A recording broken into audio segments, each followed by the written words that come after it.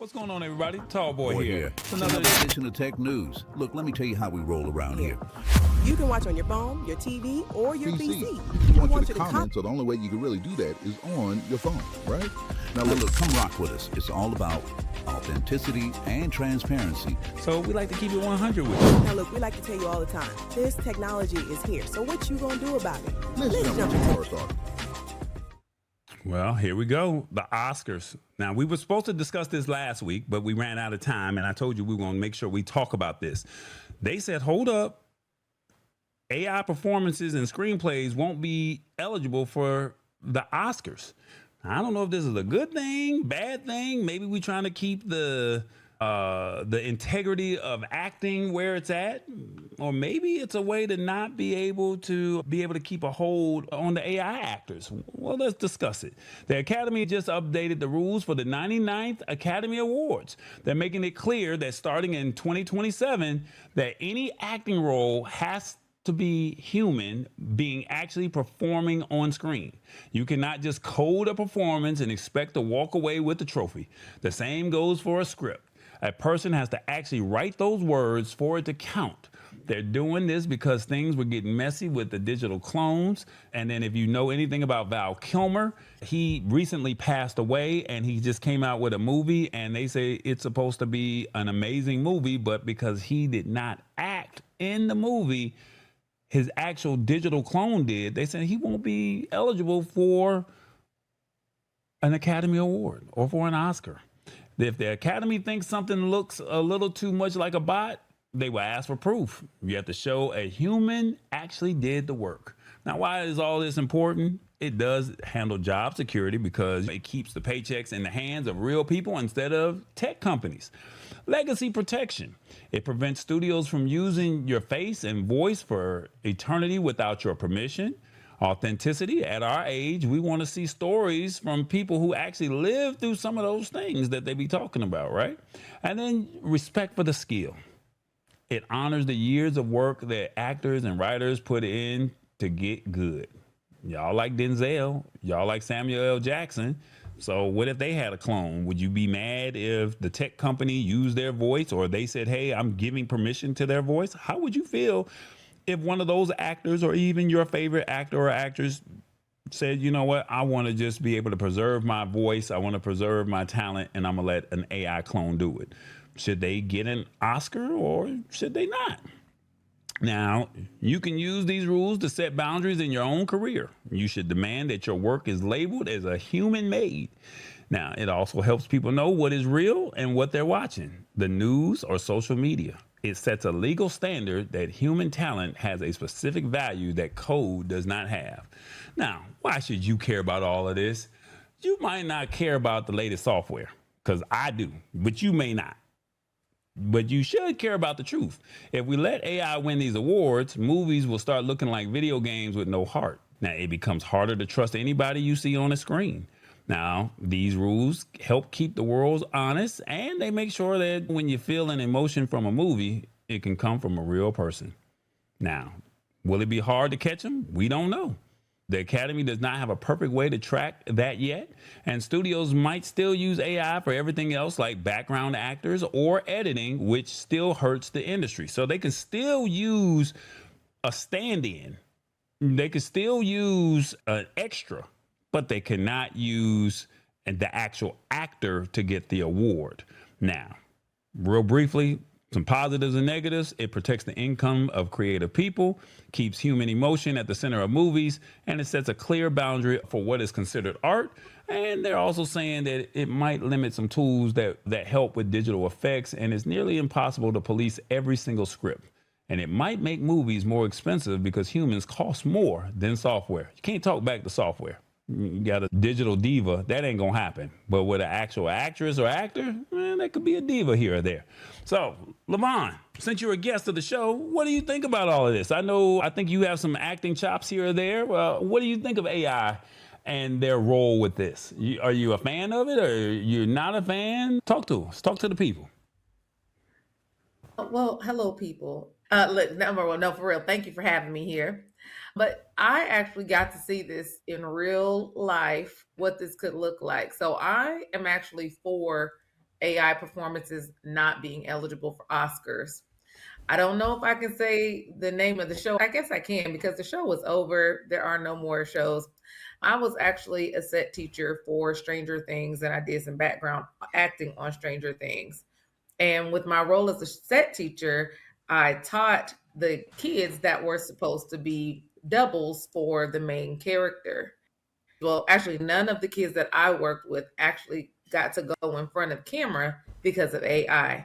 They had all of my kids, I took them over there to get body scanned into the AI machine, and they AI'd like all of these scenes that the kids would have had their chance to say, hey, I did get to stand in for this person. So imagine you wake up at 6 o'clock in the morning, you going through hair, makeup, all of that for hours, eat your breakfast, and then now you are just on set for the maximum time that you can work depending on your age, but you never ever get to go on camera. Like, you know what I'm saying? Like, and you know they're excited, and so many kids are fans of Stranger Things, right? Like those kids were fans of the show and the actors. So I'm actually for this. Okay, Revis, your thoughts?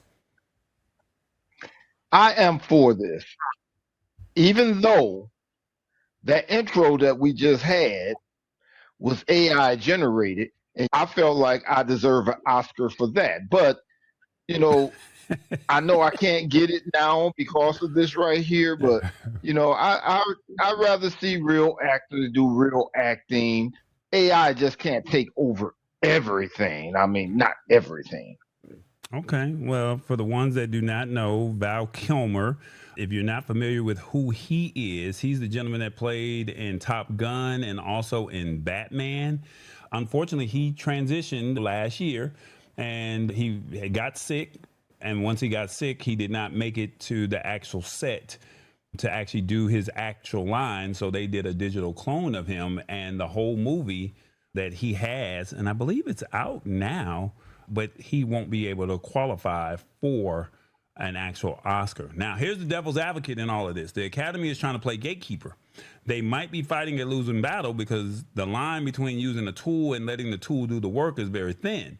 Most writers are already using digital assistants to check their work. And if the Academy spends all their time being investigators, they will stop focusing on actual quality of the movie. And then if an AI performance is actually better than the human one, the audience might not care about these rules.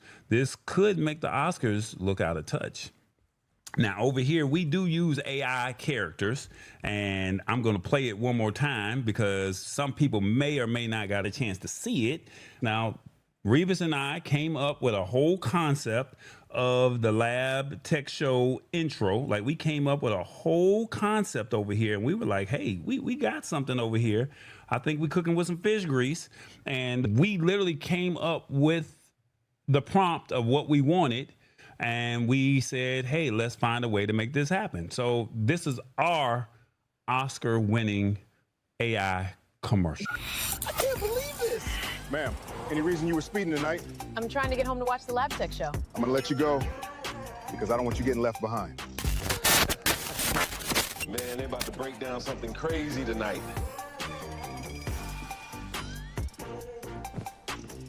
Turn on the lab. Welcome to the Lab Tech Show. We start now. It's about to be good right here.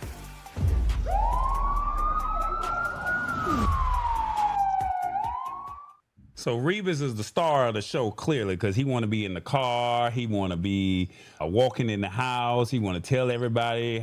He a superstar. So what they say, star. But what'd you think of that, Levonne?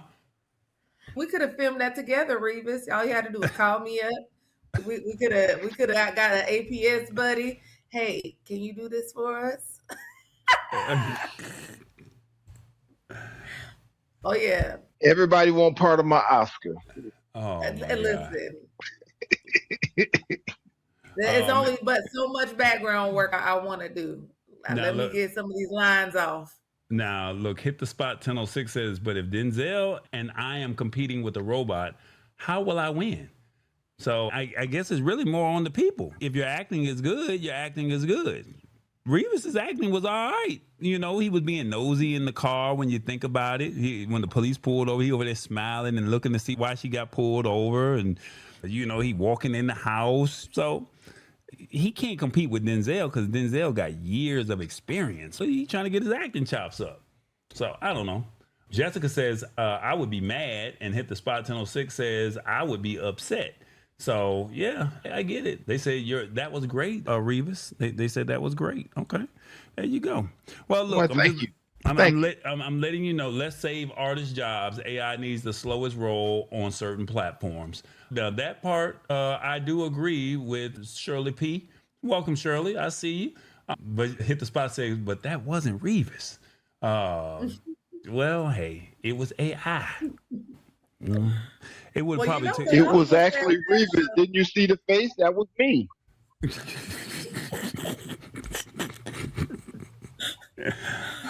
Well, you know, they said that Tyler Perry put a halt to all those upgrades he was going to do to his studios because of AI. You got to think about that. This thing is such a competitor that a person that got billions of dollars that could just make his studio be whatever he wanted to be said, hey, I'm not going to throw all this money into the traditional way because I will be able to leverage AI to get some of this stuff done.